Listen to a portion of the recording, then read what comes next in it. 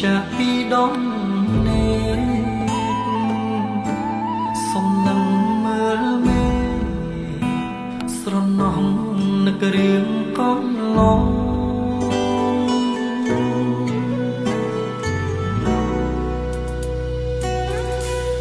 ខ្យល់ភ្លៀង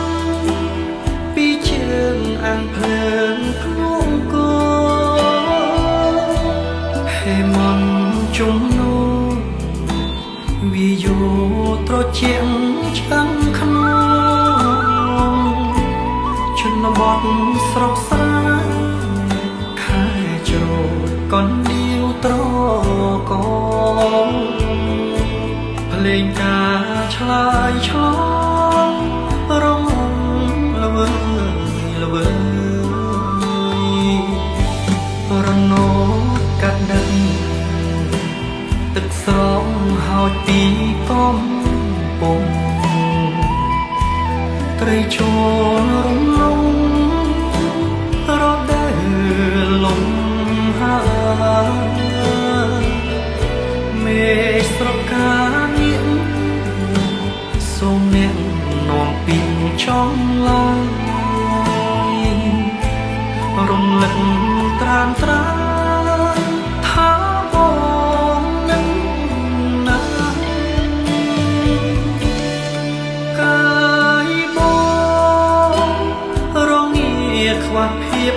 កង់ក្ដៅបើសិនជាពើវិលមកណែបនឹកចិត្តម្ចាស់ស្អំថែបេះដូងរាប់សប្បងណាពេលនេះឆ្ងាយណាស់ឆ្ងាយណាស់ជើងមេជាគ្នា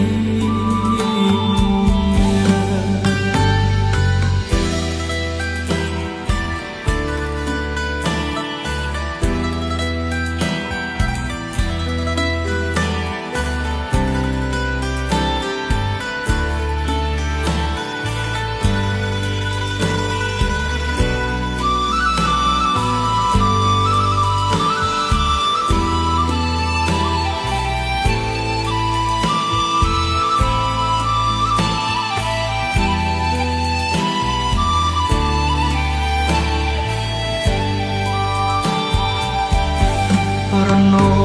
កាត់ដឹងទឹកស្រងហោចពីកំពង់ត្រីចូលរំលងរដូវលំហើមេស្រកានាងសូមអ្នកនាំពីចង់ឡើយរំលឹកត្រានត្រាថាបងនឹងណាកាយបងរងាខ្វះភាពកង់ក្ដៅបើសិនជាពើវិលមកណែបនឹកចិត្តម្ចាស់ស្អំថែបេះដូងរាប់សប្បងណាពេលនេះឆ្ងាយណាស់ឆ្ងាយណាស់ជើងមេជាគ្នា